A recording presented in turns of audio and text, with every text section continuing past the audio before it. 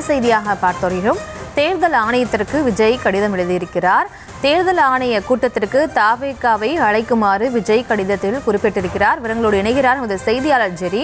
ஜெரி, வணக்கம். தாவேகா தலைவர் விஜய் எழுதியுள்ள கடிதத்தில் என்னென்ன விஷயங்கள்லாம் குறிப்பிடப்பட்டிருக்கு, முழு விவரம்? வணக்கம். தமிழக வெற்றி கழக தலைவர் விஜய் தமிழக தேர்தல் ஆணைய தலையீடை கோரி உங்களுக்கு எழுதுகிறேன் என்றும் இந்த கடிதத்தில் குறிப்பிடுகிறார். தமிழ்நாடு முழுவதும் ஒரு வெளிப்படையான மற்றும் நிரூபிக்கக்கூடிய ஈர்ப்பை நாங்கள் நிறுவி இருக்கிறோம். மேலும் மாநிலம் முழுவதும் வரவிருக்கும் தேர்தல்களில் போட்டியிடுவோம். ஒவ்வொரு குடிமகனின் குரலும் கேட்கப்படுவதை உறுதி செய்யும் வகையில ஜனநாயக செயல்முறையை முன்னேற்றுவதில் நாங்கள் உறுதியாக இருக்கிறோம் என்றும் இந்த கடிதத்தில் குறிப்பிட்டிருக்கிறார்.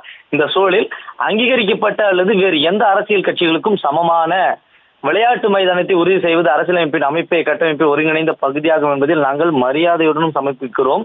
உங்கள் சுற்றறிக்கையில மற்றும் உங்கள் நல்ல பதவியினுடைய அறிவிப்பின்படி இந்திய தேர்தல் அமைப்பின் முக்கியமான பங்குதாரர்களாக ஆலோசனை கூட்டங்களில் பங்கேற்க டிவிக்கு அனுமதிக்கப்படுவதில்லை மற்றும் அல்லது விளக்கப்படுகிறது என்று இந்த கடிதத்தில் குறிப்பிட்டிருக்கிறார். இது பரந்த அளவிலான உள்ளடக்கிய தேர்தல் பங்கேற்பை விரிவுபடுத்தும் ஊக்குவிக்கவும் உதவுகிறது.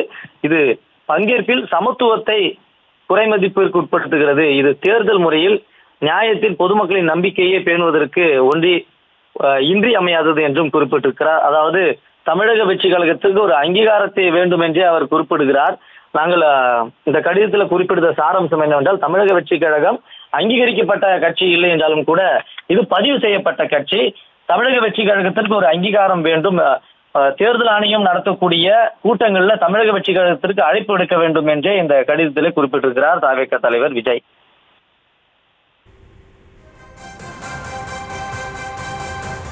விவரங்களுக்கு நன்றி ஜெரி.